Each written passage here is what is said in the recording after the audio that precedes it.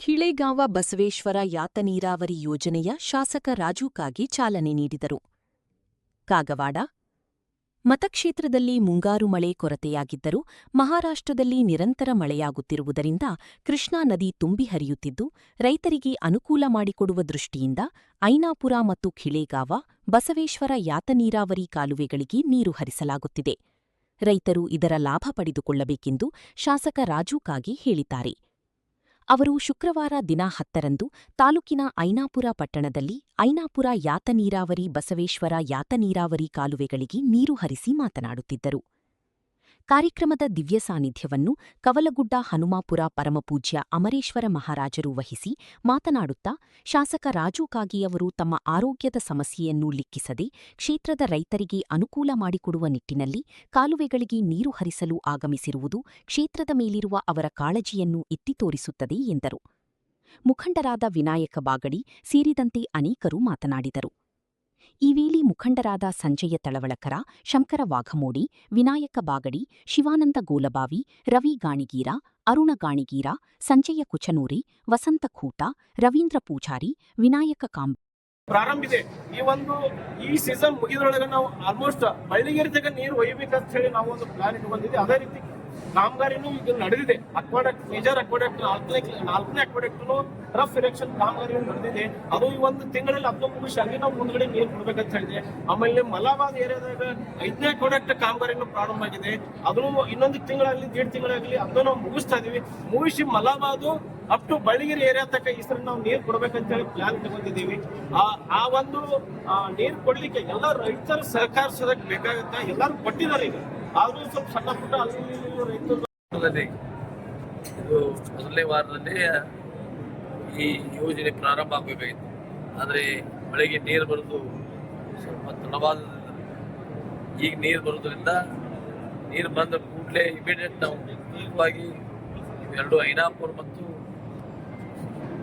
ಬಸವೇಶ್ವರ ಕಿಳೆಗಾಂವ ಬಸವೇಶ್ವರ ಯಾತ್ರೆ ನೀರಾವರಿ ಎರಡೂ ವಂಶಗಳನ್ನು ಪ್ರಾರಂಭ ಮಾಡಿ ಸುಳಿ, ಕುಕ್ವಾಡ್, ಗೌಡಗುಡ್ ಈ ಭಾಗದಲ್ಲಿ ಐನಾಪುರದಿಂದ ಮತ್ತು ಆ 30 ಹಳ್ಳಿಗಳ ಮುಗಿಸ್ಕೊಂಡು ಎಲ್ಲ ಹಳ್ಳಿಗಳಲ್ಲಿ 2 ಜಿಲ್ಲಾ ಪಂಚಾಯತಿ ಅನಂತಪುರ ಮತ್ತು ಮಧುಬಾವಿ ಜಿಲ್ಲಾ ಪಂಚಾಯತಿ ವ್ಯಾಪ್ತಿಯಲ್ಲಿ 30 ಹಳ್ಳಿ ಬರ್ತಾವೆ. ಆ 30 ಹಳ್ಳಿಗೂ ನಮ್ಮ ಸರ್ವೆ ಪ್ರಕಾರ 27,000 ಹೆಕ್ಟರ್, ಅದರ 65,000 ಎಕರೆ ಆದಿತ್ತು. 1 ಹೆಕ್ಟರ್ ಅಂದ್ರೆ 3 ಎಕರೆ. ಹೀಗಾಗಿ ಅದು ಎಲ್ಲ ಹಳ್ಳಿಗಳಿಗೆ ನೀರು ಕೊಡುವಂಥ ವ್ಯವಸ್ಥೆಯನ್ನು ಮಾಡಿದೆವು. ಆದರೆ ಈಗ ನಾವು ಕಿಳೆಗಾಂವ ಮಠ ಹೋಗೋದು, ಕಿಳೆಗಾಂವ ಮಠ ನಮ್ಮ ಅಕ್ಯುಡೇಟ್ ಎಲ್ಲ ರೆಡಿಯಾಗಿದೆ. ಮುಂದೆ ಸಹಿತ ನಾವು ಎಲ್ಲ ಅಕ್ಯುಡೇಟ್ಗಳನ್ನ ಕುಡಿಸುವಂಥ ಕಾರ್ಯ ಮಾಡ್ತಾ ಇದ್ದೀವಿ ದಿನನಿತ್ಯ. ನಮ್ಮ ಇಂಜಿನಿಯರು, ನಮ್ಮ ಕಾಂಟ್ರಾಕ್ಟರು ಈಗಾಗಲೇ ಪ್ರಾರಂಭ ಮಾಡಿದ. ಕೆಲವು ಅಡೆತಡೆಗಳು ಬಂದಿದ್ದಾವೆ. ನಾವು ರೈತರ ಜಮೀನುಗಳಿಗೆ ಇನ್ನೂ ಕಾಂಪೆನ್ಸೇಷನ್ ಕೊಟ್ಟಿಲ್ಲ. ಇನ್ನೂ ಅಲ್ಲಿ ಸ್ವಲ್ಪ ಮನೆಗಳಿದ್ದಾವೆ, ಕೆಲವು ಬಾವಿಗಳಿದ್ದಾವೆ, ಕೆಲವು ರೈತರಿಗೆ ಕಾಂಪೆನ್ಸೇಷನ್, ಕೆಲವು ರೈತರ ಅಡೆತಡೆಗಳಿದ್ದಾವೆ. ಅವನ್ನೆಲ್ಲ ಭಾಳ ಸುಶಿಕ್ಷಿತವಾಗಿ ಸಮಾಧಾನದಿಂದ ಯಾವುದೂ ತಂಟೆ ತಕರಾರು ಆಗಂದನ ಸುಶಿಕ್ಷಿತವಾಗಿ ಮುಗಿಸಿ ಮುಂದಿನ ದಿನಮಾನಗಳಲ್ಲಿ ಮಲಾಬಾದ್ ಬಳಿಗಿರಿ ಬೆಟ್ಟ ನೀರು ಕೆಲವೇ ದಿನಗಳಲ್ಲಿ ಕೊಡುವಂಥ ಕೆಲಸನೂ ಮಾಡ್ತಾ ಇದ್ದೀವಿ. ಸ್ವಲ್ಪ ತೊಂದರೆ ಐತಿ, ರೈತರ ಸಮಾಧಾನದಿಂದ ನೀರು ಬರ್ತಾವೆ ಎಲ್ಲರಿಗೂ. ಆದ್ರೆ ಅಲ್ಲಿ ಆ ಕೈಯಾಗ ತಮ್ಮ ಕಾನೂನನ್ನು ತಗೊಂಡು ಯಾವುದೂ ಅಡೆತಡೆಗಳನ್ನು ರೈತರು ಮಾಡಬಾರ್ದು. ಈ ಕೆನಾಲ್ ಹೊಡೆದು, ಪೈಪ್ ಹೊಡೆದು, ಕೆನಾಲ್ ತೂತ ಮಾಡೋದು ಯಾರೂ ಮಾಡಬಾರ್ದು. ಎಲ್ಲರಿಗೂ ನಾವು ಇನ್ಸಾಫ್ ಕೆನಾಲ್ ಬಿಟ್ಟು ಎಂಟರ್ ಆಗಿದ್ದಾವೆ. ಇನ್ಸಾಫ್ ಕೆನಾಲ್ ಬಿ ಕೆಲವು ಲೇಟ್ ಆಗಿದ್ದು. ನಮ್ಗೆ ಇದೆಲ್ಲ ಯಾವಾಗೂ ಆಗಬೇಕಾಗಿತ್ತು. ಸ್ವಲ್ಪ ತಡ ಆಗ್ಯದ ಹೋಗ್ತೀವಿ ನಾವು. ಅದರ ಮುಂದಿನ ದಿನಮಾನಗಳಲ್ಲಿ ಎಲ್ಲ ಸಬ್ ಕೆನಾಲ್ ಆಗಲಿ ಅಥವಾ ಎಲ್ಲ ಕೆನಾಲ್ಗಳು ಮುಗಿಸಿ ಬಳ್ಳಿಗೆರೆ ಮಠ ನೀರು ಬಿಡುವಂಥ ವ್ಯವಸ್ಥೆ ಕೆಲವೇ ದಿನಗಳಲ್ಲಿ ಮಾಡುವಂಥ ಕಾರ್ಯವನ್ನು ಮಾಡ್ತೀವಿ. ಎಲ್ಲ ರೈತರ ಸಹಕಾರ ಭಾಳ ಮುಖ್ಯ ಅದ. ರೈತರ ಸಹಕಾರ ಕೊಡಬೇಕು ಅಂತೇಳಿ ನಾನು ಎಲ್ಲ ರೈತರಲ್ಲಿ ಕೇಳ್ಕೊತಾ ಇದ್ದೀನಿ. ಮುಂದೆ ಕೆರೆ ತುಂಬು ಯೋಜನೆ, 11 ಕೆರೆ ತುಂಬು ಯೋಜನೆ 1 ವರ್ಷ ಹಿಂದೆ ನಾವು ಪೂಜೆ ಮಾಡಿದ್ದೀವಿ. ಅಲ್ಲಿ ಅವು ಕಾಂಟ್ರಾಕ್ಟರ್ ಸ್ವಲ್ಪ ನಮಗೆ ಸುಮಾರು ಕಟ್ಟಿಬಿಡೋದ್ರಿಂದ ಬಹುಶಃ ಮೋಸ್ಟ್ಲಿ ಅವ್ದು ಕ್ಯಾನ್ಸಲ್ ಮಾಡಿ ಮತ್ತೊಬ್ಬರಿಗೆ ಕಾಂಟ್ರಾಕ್ಟ್ ಕೊಡುವಂಥದ್ದು ಯೋಚನೆಯನ್ನು ಮಾಡ್ತಾ ಇದ್ದೀವಿ. ಮೂರ್ನಾಲ್ಕು ನೋಟಿಸು ಕೊಟ್ಟಿದ್ದೇವೆ. 6 ಕೆರೆ ಇದರಿಂದ ಕಾಗವಾಡದಿಂದ ಅಲ್ಲಿ ಗಣೇಶ್ ವಾಡಿ ಹತ್ತಿರ ಮನೇಲಿ ಮಾಡಿ ಅಲ್ಲಿಂದ 6 ಕೆರೆ ತುಂಬುವಂಥವು. ಕಾಗವಾಡ, ಸಿಡಬಾಳ್, ಹುಣಸುಳಿ ಕೆರೆ ತುಂಬುವಂಥ ಯೋಜನೆಗೆ ಅದು ಕೊಟ್ಟಿದ್ದೀವಿ. ಅದನ್ನು 3 ನೋಟಿಸ್ ಕೊಟ್ಟಿದ್ದೇವೆ. 160 ಕೋಟಿ ರೂಪಾಯಿ ಇನ್ನೊಂದು ಕೆರೆ ತುಂಬುವ ಯೋಜನೆ ವರ್ಷ ಆಯ್ತು ನಾವು ಕೊಟ್ಟು ಇನ್ನೂವರೆಗೆ ಮಾಡ್ಲಾಗ್ತಾ ಇರಲಿಲ್ಲ. ಅವ್ನು ಮತ್ತೆ ಒಂದು ವರ್ಷದಾಗ ಹಾದಿ ನೋಡಿ ಅವ್ನು ಕ್ಯಾನ್ಸಲ್ ಮಾಡಿ ಮತ್ತೆ ಬೇರೆ ಕೊಡೋದು. ಇದೆಲ್ಲ ನಮಗೆ ತೊಂದರೆಗಳಿದಾವೆ. ಆ ತೊಂದರೆಗಳು ನಿವಾರಿಸಿ ಏನೇ ಪರಿಸ್ಥಿತಿ ಯಾವುದೇ ಮುಂದಿನ ವರ್ಷದಲ್ಲಿ ಆ ಕೆರೆಗಳು ತುಂಬಿ ಎಲ್ಲ ಹಳ್ಳಿಗಳಿಗೆ ಕೆರೆಯಿಂದ ಒಮ್ಮೆ ಆ ಕೆರೆಗಳು ತುಂಬಿ ಅವ್ರದ್ದು ಅಂದ್ರೆ ಅಲ್ಲಿ ನೀರಿನ ಬವಣೆ ಅಟ್ಟ ಆಗೋದಲ್ಲ. ಮಳೆನೂ ಭಾಳ ಲೇಟ್ ಆಗಿದೆ. ಮಳೆಗಾಲ ಎಲ್ಲ ಕಡೆ ಮಹಾರಾಷ್ಟ್ರದಲ್ಲಿ ಮಳೆ ಆಗಿದೆ. ಮಳೆ ಎಟ್ಟ ಬಂದೈತಿ, ನಮ್ಗೆ ಮಳೆ ಎಲ್ಲಿಯೂ ಆಗಿಲ್ಲ. ಯಾವ ಹಳ್ಳಿಯೂ ಮಳೆ ಇಲ್ಲ. 1 ಇಂಚು ಮಳೆ ಇಲ್ಲ. ನೆಲ ತೊಯ್ಯೋ ಮಳೆ ಆಗಿಲ್ಲ. ಅದಕ್ಕೆ ರೈತರೆಲ್ಲ ಭಾಳ ಸರ್ಕಾರದಿಂದ ಮಾಡಿದ್ರೆ ನೀರನ್ನು ಕೊಡುವಂಥ ವ್ಯವಸ್ಥೆ ಎಲ್ಲೆಲ್ಲಿ ನಿಮಗೆ ಎಲ್ಲರಿಗೆ ನೀರು ಯಾವ್ಯಾವ ಹಳ್ಳಿಗೆ ನಾವು ಹೋಗ್ಬೇಕಾಗಿದೆ. ಕೆಲವು ಹಳ್ಳಿಗಳು ಹೋಗಿಲ್ಲ. ಔಷಧಿ ಪದ್ಧತಿ ಮಾಡೋದ್ರಲ್ಲಿ ಯೋಚನೆ ಮಾಡಿ ಸರ್ಕಾರದಿಂದ ಅನುದಾನವನ್ನು ಬಿಡುಗಡೆ ಮಾಡಿಕೊಂಡು ಅದನ್ನು ಉಳಿಸುವಂಥ ಕೆಲಸವನ್ನು ಮುಂದೆ ಇನ್ನು ಎಷ್ಟು ಅನುದಾನ ಬೇಕ್ರಿ ನಮಗೆಲ್ಲ ಪೂರ್ಣ ಆಗಬೇಕಾದ್ರೆ? ಇನ್ನೊಂದು 100 ಕೋಟಿ ರೂಪಾಯಿ ಬೇಕು. 300 ಕೋಟಿ ರೂಪಾಯಿ ನಮ್ಮ ಕೃಷಿ ಎಲ್ಲ ಕೃಷಿ ಈಗ ಒಂದು ಕಾಂಟ್ರಾಕ್ಟರ್ 100 ಕೋಟಿ ರೂಪಾಯಿ ಕೊಡಬೇಕಾಗಿದೆ ಬಿಲ್. ಇನ್ನೊಂದು 200-300 ಕೋಟಿ ಕೊಟ್ಟರೆ ನಾವು ಪೂರ್ತಿ ನಿನ್ನೆ CM ಮುಖ್ಯಮಂತ್ರಿ ಅವರಿಗೆ ಗಮನ ತಂದಿದ್ದೇವೆ. ನಾವು ನಮಗೆ ಒಂದು ಭಾಗ ಕಾಗವಾಡ ಮತಕ್ಷೇತ್ರ 10-20 ಹಳ್ಳಿ ನದಿ ಬೆಟ್ಟದಾಗಿದ್ದಾವೆ. 30 ಹಳ್ಳಿ ಪೂರಾ ಬರಗಾಲದಿಂದ ಬಳಲ್ತಾ ಇದ್ದಾವೆ. ಸ್ವತಂತ್ರ ಸಿಕ್ಕಾಯಿತು. ಅವರು ಮಹಾರಾಷ್ಟ್ರಕ್ಕೆ ಹೋಗಬೇಕಾದ್ರೆ ಎಷ್ಟೋ ಸಲ ಸ್ಟ್ರೈಕ್ ಮಾಡಿದರು. ಆದರೆ ನೀವು ಅದನ್ನು ನಮಗೆ ಒತ್ತು ಕೊಟ್ಟು ಕೆರೆ ತುಂಬು ಯೋಜನೆ ಮತ್ತು ಈ ಬಸವೇಶ್ವರ ಯಾತ್ರೆ ಅವರಿಗೆ ಹೆಚ್ಚಿಗೆ ಅನುದಾನ ಕೊಟ್ಟು ತ್ವರಿತವಾಗಿ ಮುಗಿಸ್ಕೊಡುವಂಥ ವ್ಯವಸ್ಥೆ ನೀವು ಮಾಡಬೇಕು ಅಂತೇಳಿ ನಿನ್ನೆನ ಮುಖ್ಯಮಂತ್ರಿ ಅವರಲ್ಲಿ ನಾನು ಮಾತಾಡಿದ್ದೇನೆ. ಅಲ್ಲಿ ಮೀಟಿಂಗ್ನಲ್ಲಿ ನಮಗೆ ತೊಂದರೆ ಅಂದರೆ ಒಂದು ಕಡೆ ರಿವರ್ 20 ಹಳ್ಳೆಲ್ಲ ಮುಳುಗಡೆ ಆಗಿರ್ತಾವೆ.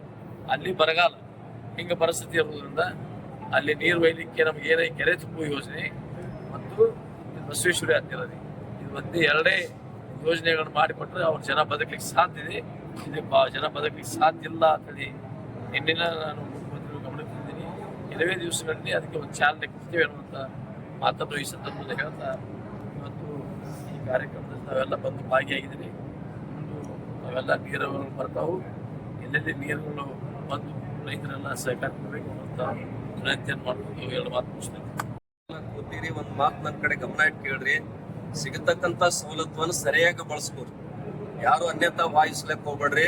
ಅಕಸ್ಮಾತ್ ನನಗೆ ನೀರು ಬರ್ಲಿ ಅಂತ ಯಾರ್ದಾರ ಒಂದು ಪೈಪ್ ಕಿತ್ತೋಗೋದು ಏನಾರ ತೊಂದರೆ ಮಾಡಿ ನಿಮ್ಮ ಒಬ್ಬನ ಸಲ 9 ಮಂದಿ ಉಪವಾಸ ಕುಣಿಸ್ಲಕ್ ಹೋಗ್ಬೇಡ್ರಿ. ಸರ್ಕಾರಗಳು ನಿಮ್ಗೆಲ್ಲ ಒಳಿತನ್ನು ಮಾಡ್ಬೇಕಂತಕ್ಕಂತ ಕಲ್ಪನೆಯಿಂದ ಹಗಲು ಚಿಂತನೆ ಮಾಡೋ ಸಂದರ್ಭದಾಗ ಏನಾದ್ರೂ ಹೇಳಿದ್ರಲ್ಲ ಅವ್ರು ಆಗಲೇ ಕೊಟ್ಟವ 1 ವರ್ಷ ತಕ ಬಂದಿಲ್ಲ ಅಂತ ತಿಳ್ಕೊಂಡು ಆ ಸಿಹಿ ದಿನಗಳು ಅವರಿಗೆ ಗೊತ್ತಿರ್ತಕ್ಕಂಥ ಹೊರಗೆ ನಿಂತು ನೋಡೋರಿಗೆ ಗೊತ್ತಾಗೋದಿಲ್ಲ. ಅಂತ ಸಂದಲ್ಲೂ ಕೂಡ ರೈತರಿಗೆ ಏನಾದ್ರೂ ಒಳಿತನ್ನು ಮಾಡ್ಬೇಕಂತಕ್ಕಂಥ ಕಲ್ಪನೆಯೊಳಗ ಅವ್ರೆಲ್ಲಾ ದುಡಿತಾ ಇದ್ದಾರೆ. ಅಧಿಕಾರಿಗಳು ಕೂಡ ಸಹಕಾರ ಕೊಡ್ರಿ. ಹೇಳಿದ್ರು ಅವ್ರು ಹೊಚ್ಚಿಗಟ್ ಸರ್, ನಿಮಗೆ ನೀರ್ ಅಕಸ್ಮಾತ್ ಬರ್ಲಿಲ್ಲ ಅಂದ್ರೆ ನಮ್ಮನ್ನ ಸಂಪರ್ಕಿಸ್ರಿ. ಸಣ್ಣ ಪುಟ್ಟು ಹೋಗಿ ರಾಜಕಾರಣಿಗಳ ಸಂಪರ್ಕ ಮಾಡ್ಬೇಡ್ರಿ. ನಿಮ್ಗೆಲ್ಲ ವ್ಯವಸ್ಥಿತವಾಗಿ ನೀರ್ ಕೊಡ್ತೀವಿ ಅಂತಕ್ಕಂಥ ಮಾತು ಹೇಳಿದ್ರು. ಇನ್ನೊಮ್ಮೆ ಶಾಸಕರಿಗೆ ಮತ್ತು ನಮ್ಮೆಲ್ಲ ನಾಯಕರಿಗೆ ಒಂದು ಕಿವಿ ಮಾತು ನನ್ನ ತಿಳುವಳಿಕೆ ಏನಂತ ಕೇಳಿದ್ರೆ, ಬಹುತೇಕ ನಮ್ಗೆ ನೀರು ಶೇಖರಣೆ ಮಾಡ್ಕೊಳಕ್ ಅನುಕೂಲ ಇಲ್ಲ. ಈಗ ಹೆಚ್ಚು ಆದ್ಯತೆಯನ್ನ ನೀವು ಕೆರೆ ತುಂಬುದ ಕಡೆ ಕೊಡಬೇಕು ಅಂತ ಹೇಳ್ಕೊಂಡು ನನ್ ಕಳಕಳಿ ವಿನಂತಿ. ಅಕಸ್ಮಾತ್ ಕೆರೆಗಳನ್ನ ತುಂಬಿಟ್ರಂದ್ರ ನಮ್ಮ ಹೊಳೆಗೆ ನೀರ್ ಇರ್ಲಿಲ್ಲ ಅಂದ್ರು ನಮ್ಮ ಕೆರೆಗಳ ಸುತ್ತಮುತ್ತ ಇರ್ತಕ್ಕಂಥ ಎಲ್ಲಾ ಭೂಮಿ ಅಂತರ್ಜಲ ಮಟ್ಟ ಹೆಚ್ಚಾಗ್ತದ. ಹೆಚ್ಚು ಅದ್ರ ಕಡೆ ಗಮನವನ್ನು ಕೊಟ್ಟು, ಯಾಕಂದ್ರ ಇನ್ನೊಂದು ವಾರ ಬಿಟ್ರಿ ಅಂದ್ರೆ ನಮ್ಮ ರೈತ ಅಂತಾರ ನಮ್ಮಲ್ಲಿ ಬೆಳೆ ಹಾನಿ ಆಗ್ಲತ್ತವ ನೀರ್ ಬಂದ್ ಮಾಡ್ರಿ ಅಂತಕ್ಕಂಥ ಗದ್ದಲನೆ ಎಬ್ಬಿಸ್ತಿರ್ತಾರ. ಅಂತ ಸಂದರ್ಭದೊಳಗ ಆದಷ್ಟು ಮಟ್ಟಿಗೆ ಮುಖ್ಯವಾಗಿ ಯಾರೆಲ್ಲಿ ಕೆರೆಗಳ ಅನುಕೂಲತೆ ಅದಾವ ಆ ಕೆರೆಗಳಿಗೆ ನೀರು ಒಯ್ದು ಮುಟ್ಟಿಸ್ತಕ್ಕಂಥ ಕೆಲಸವನ್ನ ಅಧಿಕಾರಿಗಳು ಅಟ್ಟ ಅಲ್ಲ, ನೀವು ಲೀಡರ್ಗಳು ರೈತರು ಕೂಡ ಅದ್ರ ಕಡೆ ಗಮನ ಹರಿಸ್ತಕ್ಕಂಥ ಕೆಲಸ ಮಾಡ್ಬೇಕು ಅಂತಕ್ಕಂಥ ಅತ್ಯಂತ ಕಳಕಳಿಯಿಂದ ಕೇಳ್ಕೊಂಡು. ಯಾಕಂದ್ರೆ ನೀವೆಲ್ಲ ರೈತರ ಸಂತೋಷವಾಗಿದ್ರೆ ಮಠಗಳು ಸಂತೋಷಿರ್ತಾವ, ರಾಜಕಾರಣಿ ಸಂತೋಷ ಇರ್ತಾರ, ಜನನೂ ಕೂಡ ಒಳಿತಾಗಿ ಬದುಕ್ತದ. ಅಂತ ಒಂದು ವ್ಯವಸ್ಥೆ ಒಳಗ ನಿಮ್ಮ ಮನೆ ಬಾಗಿಲಿಗೆ ತಂದು ಕೊಡ್ತಕ್ಕಂಥ ಬಹುತೇಕ ನಾನು ನಿನ್ನಿನ ದಿವ್ಸ ಮಲಾವಧಿ ಬಾಳಿಗೆ ಎಲ್ಲ ತಿರುಗಾಡ್ ಬರೋಂಥ ಸಂದರ್ಭದೊಳಗೆ ಎಲ್ಲಾ ಕೆಲಸ ಮುಗಿದಾವ. ಬರೀ 25% ಕೆಲಸಗಳು ಉಳ್ದಾವ. ಅದನ್ನು ಕೂಡ ಈ ಅವಧಿಯೊಳಗೆ ಪೂರ್ಣ ಮಾಡಿ ಕೊಡ್ತೀವಿ ಅಂತಕ್ಕಂಥ ಕೆಲಸವನ್ನ ಅವರು ಭರವಸೆಯನ್ನು ಕೊಟ್ಟಾರ. ಅದನ್ನ ಆದಷ್ಟು ಮಟ್ಟಿಗೆ ತಾವೆಲ್ಲ ಸದುಪಯೋಗ ಮಾಡ್ಕೊಂಡು ಎಲ್ಲಿ ಕೂಡ ವ್ಯರ್ಥ ನೀರನ್ನ ಹಾಳು ಮಾಡ್ಲಾರ್ದೆ ಬಹುತೇಕ ಕಡೆ ನಾವೆಲ್ಲ ಹೊಳಸಾಲ ದಂಡೆ ಅವ್ರು ನೀರ್ ಹೆಂಗ್ ಬಿಡ್ತಾರ ಅಂತ ಕೇಳಿದ್ರೆ ಮೋಟರ್ ಸೈಕಲ್ ರೋಡ್ ಮೇಲೆ ತರಿ ಬಂದು ಹಳ್ಳ ಹೋಗೋದ್ ನೋಡೋದು, ದಂಡಿಗೆ ಟಮಕ್ ಅಂತಂದ್ರೆ ಹೊಗೆ ಬಿಡುದು. ಇಂಥ ವ್ಯವಸ್ಥೆ ಯಾರು ಮಾಡ್ಲಕ್ಕ ಹೋಗ್ಬೇಡ. ಪ್ರಾಮಾಣಿಕವಾಗಿ ಮುಂದೆ ನಿಂತ ನೀರ್ ಹಾಸ್ಕೊಂಡು ಒಂದ್ ಹನಿನೂ ಕೂಡ, ಯಾಕಂದ್ರೆ ಮುಂದಿನ ದಿನಮಾನದಾಗ ಇನ್ನ 2030 ತನಕ ನೀರಿನ ಕಷ್ಟ ಐತಿ ಅಂತಕ್ಕಂಥ ಸಂದೇಶಗಳು ಸಾರಾಕತ್ತಾವ. ಅವೆಲ್ಲ ಗಮನದಲ್ಲಿ ಇಟ್ಕೋರಿ. ಯಾಕಂದ್ರೆ ನಮಗಂತೂ ಮಳೆ ಆಗಿಲ್ಲ, ಏನೋ ಪುಣ್ಯಕ್ಕ ಬಹಳಷ್ಟು ಮಳೆಯಾಗಿ ಹೊಳೆ ಬಂದದ. ಆ ಬಂದಿರತಕ್ಕಂತ ಅವಕಾಶವನ್ನು ಕಳ್ಕೋಬಾರ್ದು ತಿಳ್ಕೊಂಡು ಅವ್ರ ಆರೋಗ್ಯದಲ್ಲಿ ವ್ಯತ್ಯಾಸ ಇದ್ರು ಕೂಡ ಬಹುತೇಕ ಇನ್ನೊಬ್ಬರನ್ನ ಸಾಯದಿಂದ ಕೈ ಹಿಡ್ಕೊಂಡು ನಡ್ಕೊಂಡ್ ಬಂದಿದ್ರು ಕೂಡ ನಿಮ್ಗೆ ಒಳಿತಾಗ್ಲಿ ಅಂತಕ್ಕಂಥ ವಿಚಾರಧಾರೆಯನ್ನ ನಮ್ ಶಾಸಕರು ಇಟ್ಕೊಂಡಾರ. ಅದನ್ನೆಲ್ಲ ತಾವು ಸದುಪಯೋಗ ಮಾಡ್ಕೋರಿ ಅಂತಕ್ಕಂಥ ಮಾತನ್ನ ಹೇಳಿ ಈಗಾಗಲೇ ಕೆರೆಗಳು ಅಂತಕ್ಕಂಥ ಅವ್ರು ಹೇಳ್ಯಾರ. ಆಗಲೇ ಕೆರೆಗಳ ಟೆಂಡರ್ ಎಲ್ಲಿಂದ ನೀರು ಬರ್ಬೇಕಂತಕ್ಕಂಥದ್ದು ಕೂಡ ಹೇಳಿ ಅದ್ರ ನಮ್ಮ ರೈತರಿಗೆ ಮತ್ತೆ ಹೆಚ್ಚು ಅನುಕೂಲ ಆಗ್ತದ ಅಂತಕ್ಕಂಥ ಮಾತನ್ನ ಹೇಳಿ ಈ ಸಂದರ್ಭದಲ್ಲಿ ಬಹುತೇಕ ಆಮಂತ್ರಣ ಸಾರ್ವಜನಿಕವಾಗಿದೆ. ನಾನು ಕೂಡ ಸಾರ್ವಜನಿಕ ಮನುಷ್ಯನ, ನಾನು ಕೂಡ ಬರಬೇಕು ಮಾಡ್ತಕ್ಕಂಥ ಕಾರ್ಯಕ್ಕೆ ಅವ್ರಿಗೆ ಅಭಿನಂದನೆ ಸಲ್ಲಿಸ್ಬೇಕಂತ ತಿಳ್ಕೊಂಡು ನಾನು ಕೊಡಗೋಡಿ ಪಾಲ್ಗೊಂಡಿನಿ. ಎಲ್ಲ ಶ್ರೀಮಠದ ಪರವಾಗಿ ತಮಗೆಲ್ಲ ಅನಂತ ನಮಸ್ಕಾರ ಹೇಳಿ ವೈಯಕ್ತಿಕವಾಗಿ ಶಾಸಕರಿಗೆ ಮತ್ತೊಮ್ಮೆ ದೇವರಾಗಿ ಸದೃಢವಾಗಿರ್ತಕ್ಕಂಥ ಆರೋಗ್ಯವನ್ನು ಕೊಟ್ಟು ಇನ್ನಷ್ಟು ಕಾಲ ಈ ಜನರ ಮಧ್ಯದಲ್ಲಿ ಸೇವೆ ಮಾಡ್ತಕ್ಕಂಥ ಅವಕಾಶ ದೇವರಿಗೆ ಅವ್ರಿಗೆ ಕರುಣಿಸಲಿ ತಿಳ್ಕೊಂಡು ಸಂದಲ್ಲಿ ಹಾರೈಸಿ ನಮ್ಮ ಮಾಧ್ಯಮದ ಒಳಗೆ ಅವ್ರು ಕೇಳಿದ್ರೆ ಇನ್ನ ಎಷ್ಟು ಕೋಟಿ ರೊಕ್ಕ ನಿಮ್ಗೆ ಬೇಕಂತ ಹೇಳಿ ಬಹುತೇಕ ನೀನ್ ವಾಟ್ಸಪ್ ಆಗಿ ನೋಡಿ ತಮ್ಮ ಆರೋಗ್ಯ ತೊಂದರೆ ಕೂಡ ಇದ್ರೂ ಕೂಡ ಮುಖ್ಯಮಂತ್ರಿಯ ಜೊತೆಯಾಗಿ ಕೂತ್ಕೊಂಡು ತಮ್ಮ ಕ್ಷೇತ್ರದ ಸಮಸ್ಯೆಯನ್ನ ಚರ್ಚೆ ಮಾಡ್ತಕ್ಕಂಥ ಇದು ಪುಣ್ಯಾತ್ಮರ ಜನನಾಯಕರು ಮಾಡ್ತಕ್ಕಂಥ ಕಾರ್ಯಗಳು. ಹೇಳ್ಬೋದು ನನ್ಗೆ ಆರೋಗ್ಯ ಸರಿ ಇಲ್ಪ ಅಂತ ತಿಳ್ಕೊಂಡು ಹೇಳ್ಬೋದಾಗಿತ್ತು, ಆದ್ರೂ ಕೂಡ ಪುಣ್ಯಾತ್ಮರ ಆರೋಗ್ಯ ಸರಿ ಇಲ್ಲ ತಿಳ್ಕೊಂಡು ಹೇಳೋದು ಮುಖ್ಯ ಅಲ್ಲ. ಆರೋಗ್ಯ ತೊಂದರೆ ಇದ್ರೂ ಕೂಡ ಜನರ ಕಷ್ಟಕ್ಕೆ ಸ್ಪಂದನೆ ಮಾಡ್ತಕ್ಕಂಥ ಅದು ನಿಜವಾದ ನಾಯಕನ ಕರ್ತವ್ಯ ಅಂತಕ್ಕಂಥದನ್ನ ಮತ್ತೊಮ್ಮೆ ನಾನು ಶಾಸಕರು ಅದನ್ನು ಪ್ರೂವ್ ಮಾಡಿಕೊಟ್ಟಿರ್ತಕ್ಕಂಥದ್ದು. ಅದಕ್ಕೆ ತಮಗೆಲ್ಲರಿಗೆ ಮತ್ತೊಮ್ಮೆ ಪುಣ್ಯಾತ್ಮರ ಭಾಗವಹಿಸಿರ್ತಕ್ಕ ತಮಗೆ ಅನಂತ ಧನ್ಯವಾದಗಳೇ. ನಿಮ್ಮೆಲ್ಲರ ಪರವಾಗಿ ಮತ್ತೊಮ್ಮೆ ಶಾಸಕರಿಗೆ ಎಲ್ಲ ನಾಯಕರಿಗೆ